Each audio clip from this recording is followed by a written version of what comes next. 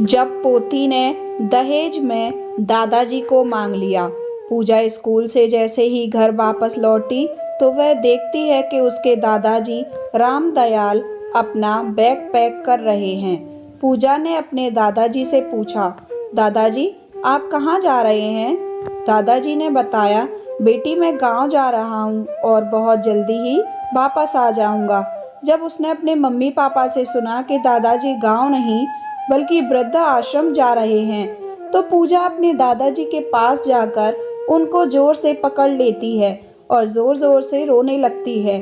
उसके दादाजी भी अपनी पोती को छोड़कर कहीं नहीं जाना चाहते थे। वह चाहते थे कि उनके लिए उनके बेटे और बहू में झगड़ा ना हो और उनका आपसी रिश्ता खराब ना हो। रोज रोज के लड़ाई झगड़े से तंग आ गए थे। उन्होंने अपने आप को वृद्ध आश्रम में जाना ही उचित समझा। रामदयाल जी के बेटे और बहू दोनों डॉक्टर थे। इस वजह से उनका ज़्यादातर टाइम घर से बाहर ही गुजरता था और दोनों का टाइम टेबल भी अलग अलग था। दोनों अपने प्रोफेशन में इतने बिजी हो गए थे कि उनको अपने पिताजी की जिम्मेदारी उनकी तरक्की में रोड़ा अटकने जैसी लगने लगी थी। पूजा हर सप्ताह अपने दादाजी से मिलने वृद्ध आश्रम जरूर जाती थी।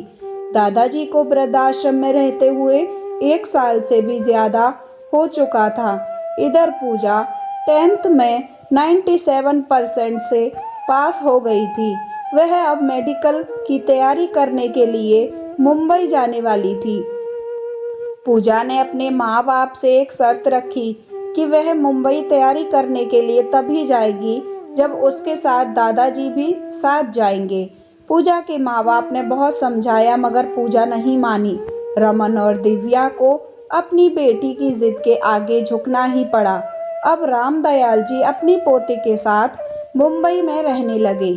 पढ़ाई के साथ साथ पूजा अपने दादाजी का भी बहुत ख्याल रखती थी और रोजाना शाम को दादाजी के पैरों की मालिश जरूर करती।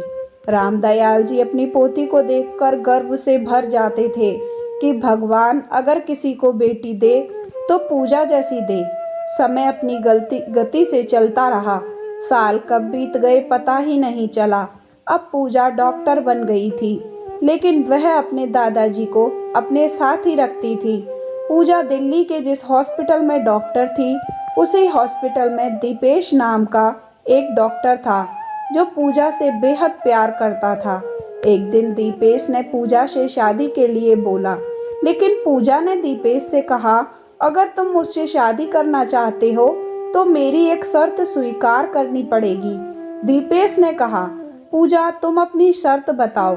पूजा ने कहा, दीपेश मैं अपने साथ अपने दादाजी को रखती हूँ और मैं चाहती हूँ कि शादी के बाद भी दादाजी मेरे ही साथ रहें। मैं इनसे अलग नहीं हो सकती हूँ।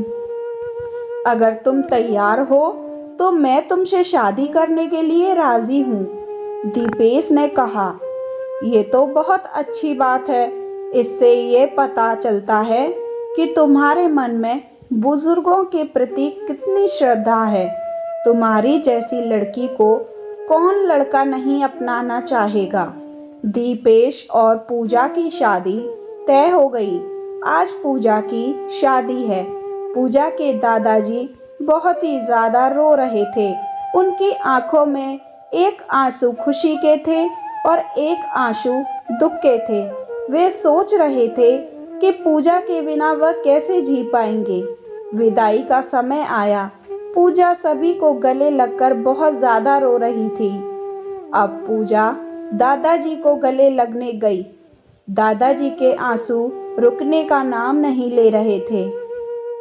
मेरी बच्ची तू सदा खुश रहे, मेरा यही आशीर्वाद है तेरे लिए। बेटा हर जन्म में मुझे तेरे जैसी पोती ही मुझे मिले। अभी किसी को भी ये खबर नहीं थी कि दीपेश और पूजा में इस शादी को लेकर क्या शर्त तय हुई है। अब बारी आती है पिताजी से मिलने की। पूजा पिताजी के गले लगती है और उसके पिताजी फूट फूट कर रो पड़े। पूजा मेरी बच्ची, तू मेरी इकलौती संतान है। तेरे अलावा मेरा कुछ नहीं है। बेटा तेरी शादी में कोई कमी तो नहीं रह गई ना, बता दे। पूजा बोली, पापा आपने मुझे सब कुछ दिया, धन दौलत सामान सब कुछ दिया, पर मुझे इसकी ज़रूरत नहीं है। मुझे आपसे जाते हुए एक चीज़ चाहिए।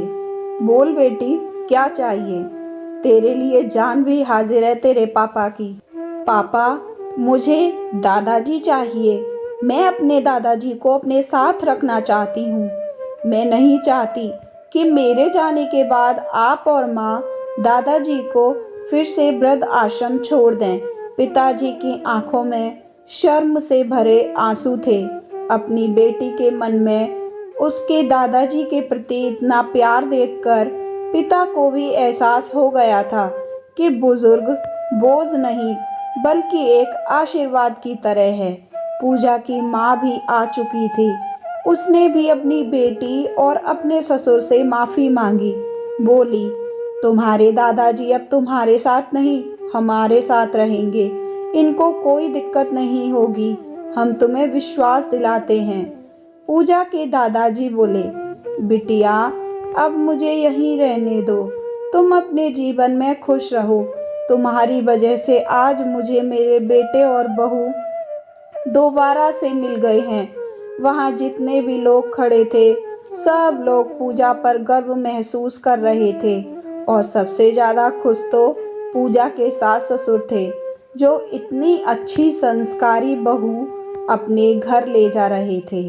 दोस्तों, उम्मीद करती हूँ कि आपको मेरी ये कहानी अच्छी लगी होगी। अगर अच्छी लगी तो प्लीज़ मेरे चैनल को सब्सक्राइब करके मुझे सपोर्ट करें। दोस्तों, मैं आपको यकीन नहीं दिला सकती कि इस कहानी को बनाने के लिए और पढ़ने के लिए मेरे कितने आंसू निकले।